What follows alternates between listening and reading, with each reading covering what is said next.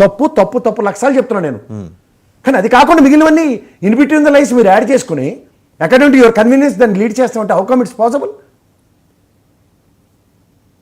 ఒకసారి అనిత గారు మాట్లాడారు, అది కూడా చూద్దామండి. ఆవిడ ఇంతకుముందు ప్రతిపక్షంలో ఉన్నప్పుడు మాట్లాడింది. ఎందుకంటే ఇలాంటి అభ్యంతరకరమైన వ్యాఖ్యలు ఆవిడ కూడా చేశారు. పీసీఆర్ అది ప్లే చేయండి, అనిత గారి బయట ప్లే చేయండి. ఆవిడ అన్నారు, అంటే విజయలక్ష్మి గారిని విజయమ్మ, భారతీ రెడ్డి గారిని భారతమ్మ. ఒకసారి చూద్దాం. ఏమని పిలుస్తారమ్మా అందరూ? విజయమ్మ. భారతీ రెడ్డి గారిని భారతమ్మ.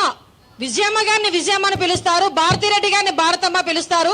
మరి వీళ్ళ అమ్మ అని పిలిచిన భారతమ్మ అని పిలిచిన వాళ్ళకి వీళ్ళ నాన్నలకి ఏమవుతాడో ఒక్కసారి మనం కూడా ఆలోచన చేసుకోవాలి. అరే నేను మాట్లాడతా. విజయలక్ష్మి గారిని ఏమని పిలుస్తారమ్మా అందరూ? విజయమ్మ. భారతీ రెడ్డి గారిని భారతమ్మ. విజయమ్మ గారిని విజయమ్మ అని పిలుస్తారు, భారతీ రెడ్డి గారిని భారతమ్మ పిలుస్తారు. మరి వీళ్ళ అమ్మ అని పిలిచిన భారతమ్మ అని పిలిచిన వాళ్ళకి వీళ్ళ నాన్నలకి ఏమవుతాడో ఒక్కసారి మనం కూడా ఆలోచన చేసుకోవాలి. అరే నేను మాట్లాడతా. విజయలక్ష్మి గారు చూశారు కదా ఆవిడ ఏం మాట్లాడారు. అంటే ఆవిడ బహుశా ప్రతిపక్షంలో ఉన్నప్పుడు మాట్లాడి ఉంటారు. ఏంటండి ఈ సంబంధాలు ఎలా ఉంటాయండి? వీళ్ళ నాన్నలు ఎవరు, వాళ్ళ అమ్మలు ఎవరు? ఇప్పుడు దట్స్ వాట్ షీ హాస్. సరే నేను ఒక మాట చెప్తాను. నేను ఈరోజు గారు ఆవిడని అనితమ్మనే మాట్లాడతాను. ఎందుకంటే సార్, భారతదేశ సంస్కృతి ఎలా ఉంటుందంటే ఎదుటి స్త్రీలో, పరాయి స్త్రీలో తల్లి రూపాన్ని చూసుకోమనే ఎవరైనా సరే అమ్మని ఆపాదించి మాట్లాడతారు. దాంట్లో ఏం జరుగుతుందంటే భావం అన్నది వ్యక్తీకరించబడుతుంది. నా తల్లికి నేను ఏ గౌరవం ఇస్తానో అదే గౌరవం ఎదుటి స్త్రీకి ఇస్తానన్న మాట ప్రస్ఫుటించడానికి అనితమ్మ లేదంటే విజయమ్మ లేదా భారతమ్మ అని పిలుస్తారు. ఇప్పుడు మీరు రాయలసీమ కల్చర్ ఉంటుంది, అన్న అని పిలుస్తారు, ఆవిడ అక్క అని పిలుస్తారు. భార్య భర్తలు వాళ్ళు ఇద్దరు. అయినా గౌరవం కొద్దీ, ప్రేమ కొద్దీ పిలుచుకుంటారు. ఇప్పుడు అన్న అక్క అంటే దాని అర్థంలో మీరు విపరీతార్థాలు తీస్తే ఏమైనా ఉందా దాంట్లో? ప్రాంత సంస్కృతి, మన భారతదేశ సంస్కృతి ఆలోచించి మాట్లాడండి. మీరు గౌరవప్రదమైన టీచర్ వృత్తి నుంచి రాజకీయ అరంగేట్రం చేసి ఇవాళ ఒక స్థాయి పెంచుకుని మీరు ఆ మహానుభావుడు అంబేద్కర్ కళలు నిజం చేసిన ఒక ప్రతి స్త్రీమూర్తి ఆవిడ. ఎంత కాదన్న హోంమంత్రి స్థాయికి ఎదగడం అంటే చిన్న విషయం కాదు సార్. అలాంటిది మీరు కూడా బాధ్యతారాహిత్యమైన స్టేట్మెంట్ అంటే గతంలో మాట్లాడినా ఇప్పుడు మాట్లాడినా నోరు జారనేలా అంటే అడుస్తొక్కనేలా కాలు కడగనేలా అన్న కాన్సెప్ట్లో మీరు కనీసం కూడా అవగాహన లేకుండా ఆ విధంగా మాట్లాడడం సభ్య సమాజం. నేనైతే నిజంగా చెప్తున్నాను, ఎదుటి స్త్రీమూర్తిని గౌరవించే సంస్కృతిలో పుట్టిన వాడిని కాబట్టి నేను తలదించుకుంటున్నాను ఆ మాటలకి. క్షమించండి, మీరు మాత్రం ఏ స్థాయికైనా ఎదగొచ్చు, జులుములు ప్రదర్శించుకోవచ్చు, కానీ వాస్తవానికి దగ్గరగా అంటే ఇది పద్ధతి కాదు సార్ అసలు. ఇప్పుడు ఉమెన్ కమిషన్ కానీ అసలు వాళ్ళ నాన్నగారుల అమ్మగారులతో కంపేర్ చేస్తూ మాట్లాడడం ఎట్లా ఉంటుంది? అది ఇజ్ ఇట్ డెకరం? అంటే ఇప్పుడు ఉమెన్ కమిషన్ ఇవి కూడా రివ్యూ చేసి ఏమన్నా సూమోటో కేసులు వేసే అవకాశం సార్. ఇప్పుడు గౌరవ న్యాయస్థానాలు ఈరోజు నేను చెప్తున్నాను సార్, నేను మొమ్మట లేకుండా చెప్తున్నా. ఈటీవీ లాంటివి ఇది స్టాటిస్టిక్స్ డిక్లేర్ చేసింది. ఈటీవీ కార్యాలయాలను అందరూ వెళ్ళి ఎరగొడుతున్నారా? రెండోది ఈ సంబంధించిన అంశాల్లో కొలికిపూడి గారు ఆ రోజు ఒక విశ్లేషకుడు స్థాయిలో ఈరోజు గౌరవప్రదమైన ఎమ్మెల్యే స్థాయికి ఎదిగాడు. మరి ఆ రోజు విశ్లేషణలో ఒక బీజేపీ ప్రతినిధికి కొడితే మేనేజ్మెంట్ ఏమైనా వచ్చి మొత్తం అందరికీ క్షమాపణలు చెప్పి బీజేపీ పార్టీ కళ్ళ ముందు లెంపలేసుకుందా? మరి ఇది భారత్ గారికి ఎలా వర్తిస్తుంది? ఆవిడ ఒక మేనేజింగ్ డైరెక్టర్ అవ్వచ్చు సాక్షి ఛానల్కి, వీళ్ళు అకార్డింగ్ టు దర్ కన్వీనియన్స్ ఎలా ఇంటర్ప్రిట్ చేసి మాట్లాడుతున్నారు? మరి ఇదే సాంబశివరావు గారు పీసీసీ మాజీ అధ్యక్షుడైనా గౌరవ ఎంపీ పదవిలో ఉన్నాడు, ఆయన పట్టుకొచ్చి శుభ్రంగా పట్టుకుని పటాపటమని పోసారం కృష్ణమురళితో మాట్లాడిస్తే ఆఫ్టర్ ఆల్ సినిమా యాక్టర్ అతను.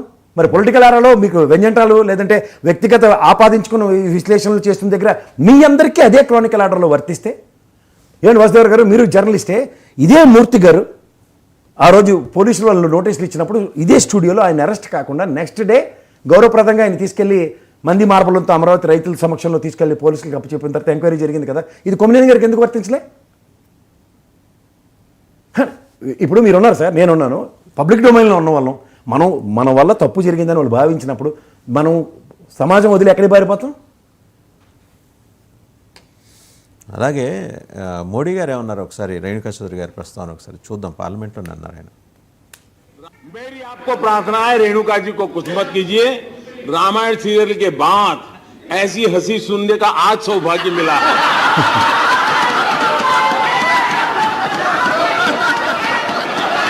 मेरी आपको प्रार्थना है, रेणुका जी को कुछ मत कीजिए।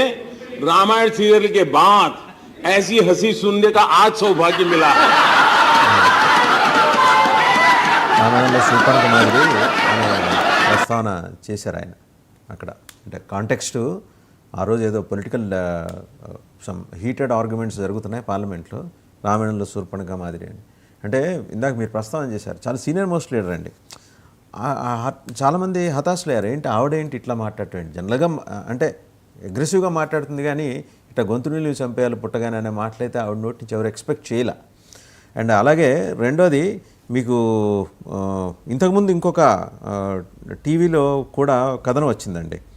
రాష్ట్రంలో వాళ్ళ ఈ దీంట్లో అంటే ఈ మనం ఇబ్బంది పడేటానికి చెప్పడానికి ఇబ్బంది పడే వృత్తిలో ఉన్న మహిళలు పరంగా చూస్తే అనంతపురం, గుంటూరు, కృష్ణా జిల్లాల్లో అధికంగా ఉన్నారంటూ ఒక కథనం అప్పట్లో ప్రసారం చేసింది. అది కూడా చెప్పింది ఎవరు, ఒక ఒక స్టడీలో అది మెన్షన్ చేశారు. కేస్ స్టడీలో మహారాష్ట్రలో 3.94 లక్షలు, కర్ణాటకలో 2 లక్షలు అని